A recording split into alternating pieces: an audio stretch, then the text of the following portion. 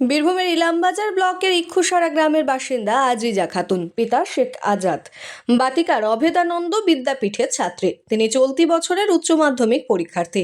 গত কয়েকদিন ধরে তার বাবা পায়ে তীব্র যন্ত্রণার কারণে প্রথমে বর্ধমান মেডিকেল কলেজ হাসপাতালে এবং পরে অবস্থার অবনতি হওয়ায় একটি নার্সিংহোমে ভর্তি ছিলেন।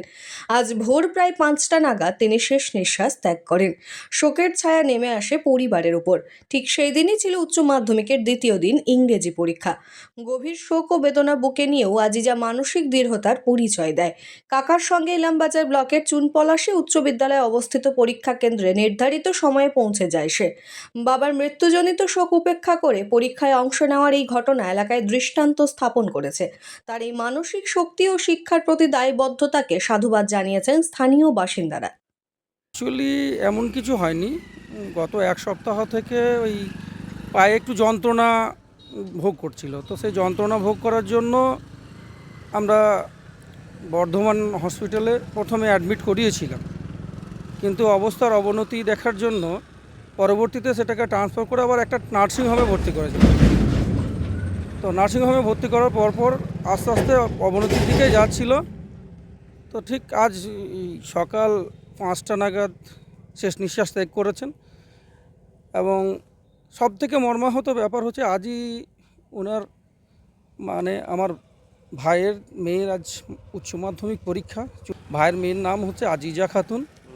তো তার এই উচ্চ মাধ্যমিক পরীক্ষা আছে পড়ে বাতিকার অভেদানন্দ বিদ্যাপীঠে, এবং সেন্টার পড়েছে চুনপলাশী উচ্চ বিদ্যালয়ে।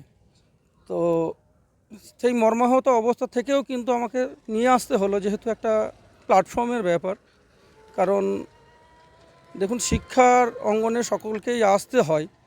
তাই চিন্তা ভাবনা করলাম বাড়িতে যে না, যেহেতু পরীক্ষা আছে, পরীক্ষাটা আজ ইংরেজি পরীক্ষা আছে।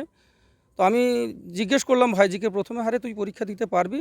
বলে, কাকা পরীক্ষা কীরকম দেবো সেটা আমি নিজে বুঝতে পারছি না।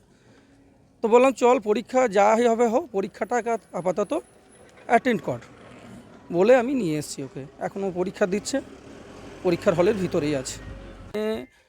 যেহেতু শিক্ষার আলোকে সকলকেই আসতে হবে, তাই আমি বাড়িতে ওকে বলেছিলাম যে দেখ, যেটা গত হয়ে গেছে, একরাশ ব্যথা বেদনা নিয়ে সে এসছে পরীক্ষা দিতে, এবং সেই পরীক্ষা সে আশা করছি কন্টিনিউ করে পরীক্ষা দিতে পারবে। এইটুকু আশা নিয়ে আমরা এসছি এখানে। আমার গ্রামের নাম হচ্ছে ইক্ষুসরা। আমার ভাইজি বাতিকার অভেদানন্দ বিদ্যাপীঠে পড়ে আজিজা খাতুন। আর আমার দাদা, যিনি পরলোক গমন করেছেন, নাম হচ্ছে শেখ আজাদ।